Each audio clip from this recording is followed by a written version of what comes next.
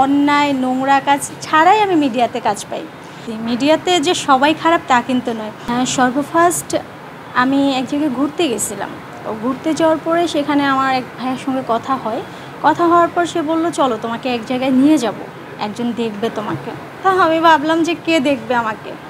তো আমাকে নিয়ে দেখলাম একটা স্টুডিওতে গেল। তো ওখানে গিয়ে দেখি যে হ্যাঁ, ওটা একটা স্টুডিও, যেখান থেকে আর কি মানে শুরু হওয়ার যে প্ল্যাটফর্মটা ওখান থেকেই।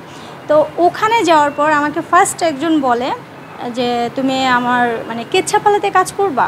বললাম কেচ্ছাপালা আবার কি, মানে আমি তো সে বিষয়ে জানি না, কোনো আইডিয়া নাই। তো তারপরে ওখানে যাওয়ার পর আমি একদিন কাজ করার পর সেখানে আমার আরেকটা আর্টিস্ট ভাইয়া, ওনার সঙ্গে আমার কথা হওয়ার পরে উনি আমাকে সর্বফার্স্ট এক প্রডিউসারের কাছে নিয়ে যায় ওনার অফিসে। তো সেখানে যাওয়ার পরে মানে মানুষ বলে যে মিডিয়াতে ঢুকতে গেলে নাকি ফার্স্টে মানে নোংরা কিছু করতে হয়, কিন্তু না, আমি আমার রিয়েল অভিজ্ঞতা থেকে বলতেছি, মিডিয়াতে যে সবাই খারাপ তা কিন্তু নয়।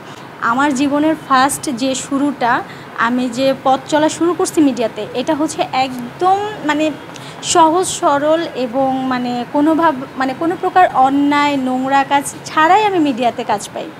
তো ভাইয়া আমার অ্যাক্টিং দেখে, অ্যাক্টিং দেখার পর উনি আমাকে কিছুক্ষণ পর মানে মুড অফ করে থাকে।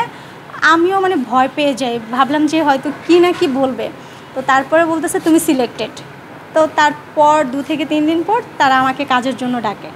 তো সেখানে গিয়েই সর্বফার্স্ট আমি, হ্যাঁ, মানুষ বলে প্রথমে নাকি ছোটোখাটো কাজ দিয়ে শুরু হয়, কিন্তু না, আমার ক্ষেত্রে সর্বফার্স্ট এই যে অভি চৌধুরী, ওনার সঙ্গে কাজ করছি, নূর আলিফ ভাইয়া, তারপর হচ্ছে ব্রুজলি ভাইয়া, মানে যে ভিলেন ক্যারেক্টার করে সিনেমাতে, তারপর আরও অনেকে আছে, মা আশা আপু, মানে যে মায়ের ক্যারেক্টার করে উনি, মানে সব ভালো ভালো ফেমাস লোকজনদের সাথেই কাজ করছি। তো আমি আমার অভিজ্ঞতা থেকে বলতেছি, মিডিয়া আসলে খারাপ না, নিজেকে নিজের মতো করে তৈরি করতে পারলে মিডিয়া সবার জন্যই ভালো। আসলে সেই জায়গাটা তৈরি করতে হবে।